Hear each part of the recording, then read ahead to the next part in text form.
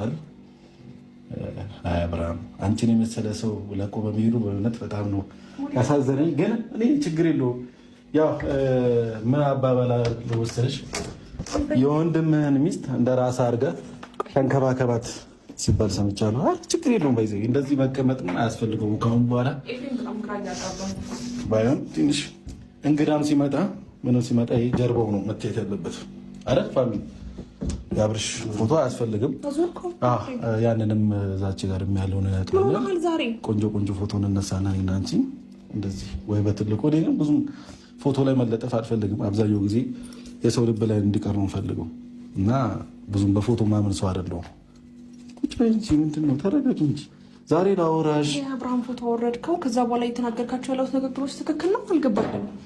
አዎ አንቺና አብርሃም በእውነቱ ትንሽ ጥሩ ጊዜ አሳልፋችኋል። በትንሽ ጊዜም ቢሆን ጥሩ ነገር አድርጋችኋል። እያሳልፍን ነው አሳልፋችሁ ነበር ሳይሆን ከአሁን በኋላ አብርሃምን አታገኙ።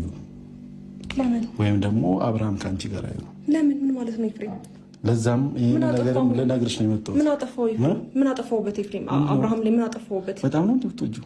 እንዴት ነው ማለት ነው? በጣም ነው እንጂ ማፈቅረው ከመውደድም በላይ። ኦኬ ታፈቅሪዋለሽ ነው? አዎ በደንብ ነው ማፈቅረው። ምን እንሳሳታለን መሰላችሁ ቤተሰቦች? አብዛኛው ጊዜ ያው እኛ ሰዎች ስንባል የሚያፈቅርን ሰው አይደለም እናፈቅረውና ስለዚህ ያፈቅረኛል እኮ ምን ነው ኤፍሬም? ዛሬ ምን ልትለኝ ነው እየመጣ ያለው? አልገባኝም። ምንድነው እያወራ ያለው? በእግዚአብሔር በሂደት ይገባሻል። ምንም ማድረግ አልችልም። ግን ያንን ፎቶ ነው ብናወርደው ደስ ይለኛል።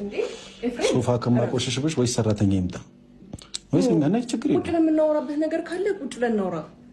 ፎቶ መውረዱም ለምን አስፈለገ? በቃ እንደዛ አይነት ፎቶ ነው። አሁን ካሁን በኋላ አብርሃም ፎቶ ምን ይሰራል እዚህ ቤት?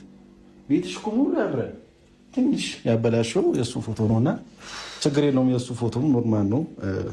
ቆንጆ ቆንጆ ፎቶ ነው እና አንቺን እንነሳና አጫሪክ እንደዚህ ለበላምሽ እኮ ስማውልድ ነይ እንጂ እኔ እኮ አውሬ አይደለሁም። ይሄንና በስነ ስርዓት እናወራ። እሺ ለጊዜ ከአብርሃም ጋር እኮ ከቤት እንዴ ምንድነው አብርሃም ብትይኝ፣ አብርሃም ሲጀመር እዚህ ቤት ካሁን በኋላ አይመጣም። እኔና አንቺ ነን ቆንጆ ቆንጆ ነገራቶች እዚህ ቤት እናሳልፈውና እኔ ቤቴም ትመጫለሽ። ባይዜ እኔ ቤትም እንደዚህ ያምራል። ትንሽ ያው እንደ አንቺ ባያምርም የተወሰነ ነገራቶች ወንድሜ ቅረበኝ ምናምን ብዬ ባለፈው ስንታረቅ ቤቴ መተን እና ማውራት እንችላለን ምናምን ያልኩት እኮ በዚህ መስመር አይደለም እኮ። ከአብርሃም ጋር የሆነ ግጭት ቢኖር በመሀላችን ገብተህ ለማስታረቅ ትሞክራለህ ምናምን ነው እንጂ እኔ በዚህ መንገድ እንድታወራኝ አይደለም እኮ። እኔ ምን ያጠፋሁት ነገር አለ? እየተንከባከብኩሽ ነው ወይስ መንከባከብ ትጠያለሽ ነው? አዲስ ነው እኮ እኔ የወንድምን ሚስት እንደ ራስህ ተንከባከባት ስለሚል ለዛም ነው ልንከባከብሽ የመጣሁት። ምናልባት ሜቢ አብርሃም እንክብካቤ ሰጥቶሽ ካልሆነ አላቅም። እኔ ግን በጣም ሴት ልጅን በመንከባከብ አምናለሁ እና እስቲ ፍቀጂልኝ እንድንከባከብሽ። ፍቅድልኝ። ኧረ በእግዚአብሔር እሺ። እና ቁጭ ምን ላድርግ? ወይ ቁጭ በል እዚህ። እኔ ለምን የምቀመጠው? መጀመሪያ አይደለም እንድታወራኝ የፈለክበት መንገድ ዛሬ ለምንድን ነው የመጣኸው? በመጀመሪያ ደረጃ እንጂ ይሄን ጉዳይ ላውራሽ ነው። እኔ እንክብካቤ አንተ እንክብካቤ አያስፈልገኝም በመጀመሪያ ኤፍሬም። ከዛ ባለፈ ደግሞ የሆነ ጉዳይ ላውራሽ ነው ካልከኝ ጊዜ ሰጠሽኝ ብናወራና እኔንም በደንብ ብታይ ብትቀሪኝ በጣም ደስ ይለኛል። ይሄ ደግሞ እያልኩሽ ያለሁት ለአንቺ ጥቅም ነው። አብርሃም ካሁን በኋላ ላታገኙ ሁላ ትችላለሽ። ለምንድን ነው የማላገኘው? ምን አጠፋሁበት? ምርጫውን የመረጠ ሰው ነው እኮ። ምርጫው እኔ ነኝ አይደል እንዴ? ስለዚህ እኔ ነኝ ከዚህ በኋላ እዚህ ቤት መኖርም መቀመጥም የምችለው። ያ እሺ፣ የሆነ ምሳም ነገር የለም አለ ግን እሺ እናውራ ብዬ እኮ እሺ ልናወራ እኮ እየሰጠሽኝ አይደለም። ይኸውልህ ኤፍሬም በጣም ግራ እየገባኝ ስለሆነ በመጀመሪያ ከአብርሃም ጋር እዚህ ቤት ብትመጣና ምሳም ሆነ ቡና ባፈላ ደስ ይለኛል። ከአብርሃም ጋር እዚህ ቤት ብቻሽን ላውራሽ እፈልጋለሁ ካልከኝ ደግሞ ምንም ችግር የለውም። የምናወራበትን ዋና ጉዳይ ንገረኝና እኔም ስራ ልወጣ ስለሆነ ስራ ልሂድ። ከዚህ በላይ መቆየቱ ተገቢ ነው ብዬ አላስብም።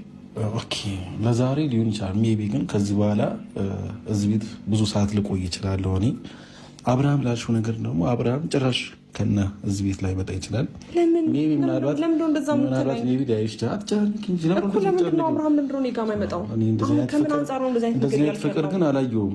ለምን ወንድሙ ለምን ገጥሞት ነው እኔ ጋር የማይመጣው? ነው አላሞታ ምንም የገጠመው ነገር የለም። እሺ ታዲያ ምንድን ነው? እስከ ዛሬ የሚያስፈልገው ነገር ነበር እና የሚያስፈልገው ነገር አገኘ። ምንድን ነው የሚያገኘው?